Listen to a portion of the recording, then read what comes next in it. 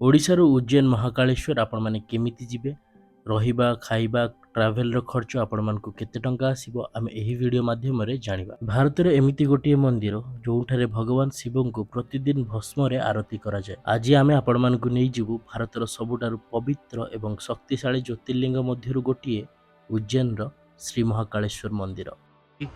उज्जैन रो भोर भोर 5:30 दृश्य मध्य प्रदेश रो पवित्र नगरी उज्जैन रे अवस्थित एही महाकालेश्वर मंदिर भगवान शिवंकर 12टी ज्योतिर्लिंग मध्यरु ये गोटिए। जय जगन्नाथ। पुराण कथा अनुसार प्राचीन काल रे उज्जैन रो दूषण नामक जड़े राक्षस लोक मानकु बहुत जंत्रणा देउथिले। तेबे भगवान शिव महाकाल रूप रे प्रकट होई सेही राक्षस को बद्ध करथिले आ भक्त मानकु रक्षा करथिले। एबे आसंतु जानिबा आपण माने ओडिसा रो उज्जैन केमिति आसीबे आ केते टंका खर्च हेबो।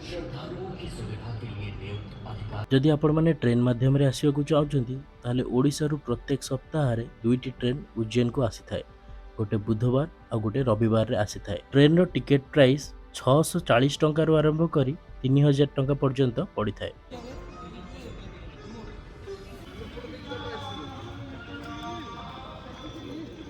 आउ जदि आपण माने फ्लाइट रे आसीबा को चाहउछंती ताले आपण भुवनेश्वर एयरपोर्ट रु इंदौर एयरपोर्ट आसी परिबे। ट्रेन रे आसिले आपण उज्जैन स्टेशन रु उज्जैन महाकालेश्वर टेम्पल मात्र 2 किलोमीटर रास्ता, जहां आपण को ऑटो किंबा कैब रे आसिले 50 रु 100 टंका भितर खर्च होइताय। इसका नाम है आराध्या, जिसकी उम्र है 11 साल।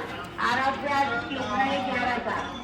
तापर आमे जानिबा आपण माने कोठी रहिबे। महाकालेश्वर टेम्पल रु पाखापाखी 1 किलोमीटर रेडियस भितर आपण मानको बहुत सुंदर सुंदर होटल मिली जिवो, जहार कॉस्ट 700 टंका रो आरंभ करके आपण मानको प्रिफरेबल बजेट हिसाब रे आपण को मिली जिवो। यदि मोटा मोटी भाबे कहिबे आपण को 1200 रु 1300 भितर बहुत बढ़िया नीट एंड क्लीन रूम्स मिली जिवो।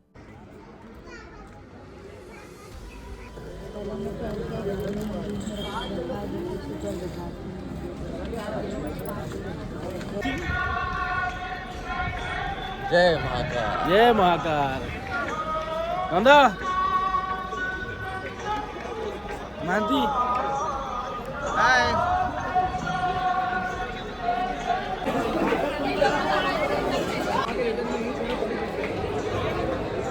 कैब आउ ऑटो रे आपण मानकर केते टंका खर्च हो देखिया गले पाखापाखी जहाँ भी लोकेशन अच्छी आपण मानक जदि कैब किंबा ऑटो रे बुलुचंती आपण को पर लोकेशन 50 रु 100 टंका भितर ही खर्च हो। आउ जदि खाइबा पीवा कथा कहबी एठी आपण मानक खाइबा पीवा रे अधिक पैसा खर्च होबनी, जेमिति आपण नॉर्मली ओडिसा रे जो प्राइस रे खांती आपण को सेही प्राइस रे सेठी मध्ये मिलि जिवो। महाकालेश्वर मंदिर बुलाबुली संगे आपण माने सेठी पाखरे थिबा किछटा मठ माँ दुर्गांक मंदिर और सबुठु इम्पोर्टेंट काल भैरव मंदिर आपण माने निश्चित दर्शन करिवे। बॉर्डर किती गंदी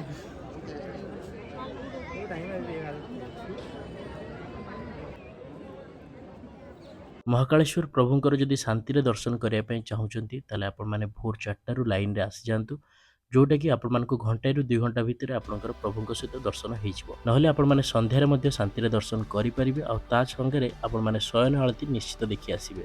शयन आळती आरंभ होबार 15-20 मिनिट पूर्वरु आपण माने एंट्री करिवे, ताहले जाई आपण माने एही सब सीढ़ी रे बसी आराम से शयन आळती को घंटा 2 घंटा पर्यंत देखि परिबे।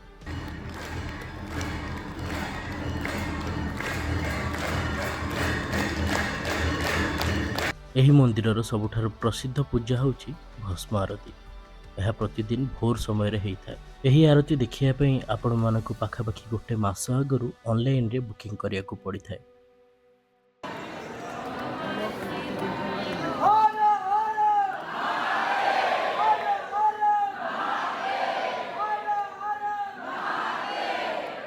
यह थिला उज्जैन महाकालेश्वर दर्शनर संपूर्ण तथ्य। जदि वीडियोटी आपण मानकु भल लागिछि लाइक शेयर कमेंट करिवे आ कमेंट रे जय महाकालेश्वर बोली निश्चित लिखिवे।